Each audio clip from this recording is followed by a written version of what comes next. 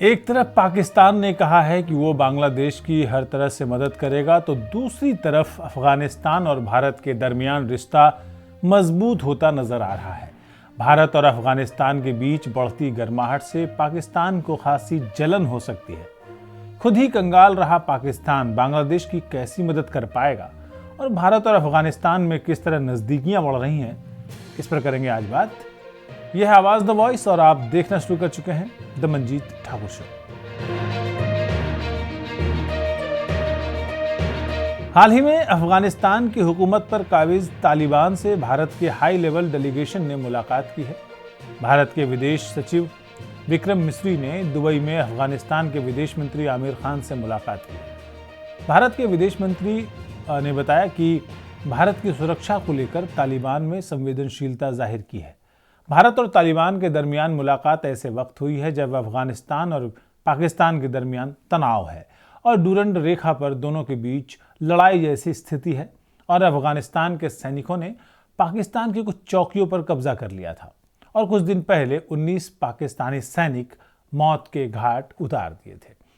पर इसके साथ ही पाकिस्तान बांग्लादेश के साथ अपने रिश्ते मजबूत करने के लिए लगा हुआ है। बांग्लादेश के साथ पाकिस्तान की पींगे बढ़ रही हैं।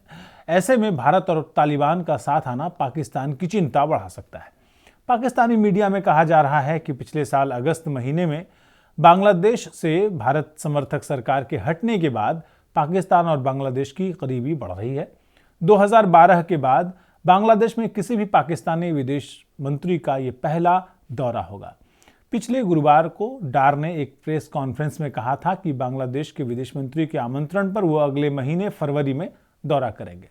डार ने इस बात की भी पुष्टि की थी कि बांग्लादेश की अंतरिम सरकार के प्रमुख मोहम्मद यूनुस ने पाकिस्तान आने का न्योता स्वीकार कर लिया है और दोनों देशों की सहमति से दौरे की तारीख की घोषणा की जाएगी।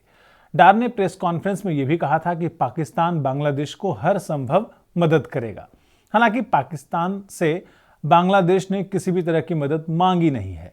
इसके बावजूद डार ने बांग्लादेश को मदद की पेशकश की है।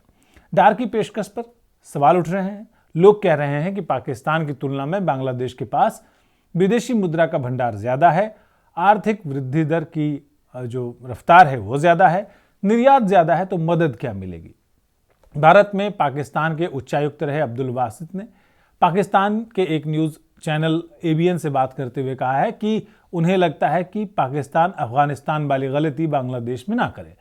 उन्होंने इसहाक डार के बांग्लादेश को लेकर बयान पर सख्त आपत्ति जाहिर की है। असल में डार ने बांग्लादेश का जिक्र करते हुए कहा था कि वो उसे हर तरह की मदद करने के लिए तैयार है, जिसका जिक्र हमने अभी कहा था।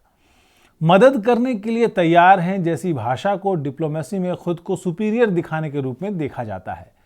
अब्दुल बासित के मुताबिक पहले तो यही बताना चाहिए कि क्या बांग्लादेश ने हमसे मदद मांगी है, लेकिन पाकिस्तान के बांग्लादेश में टांग अड़ाने की महत्वाकांक्षा के साथ ही उसकी चिंता भारत और अफगानिस्तान में रिश्तों में जग रही नई उम्मीदों से भी है।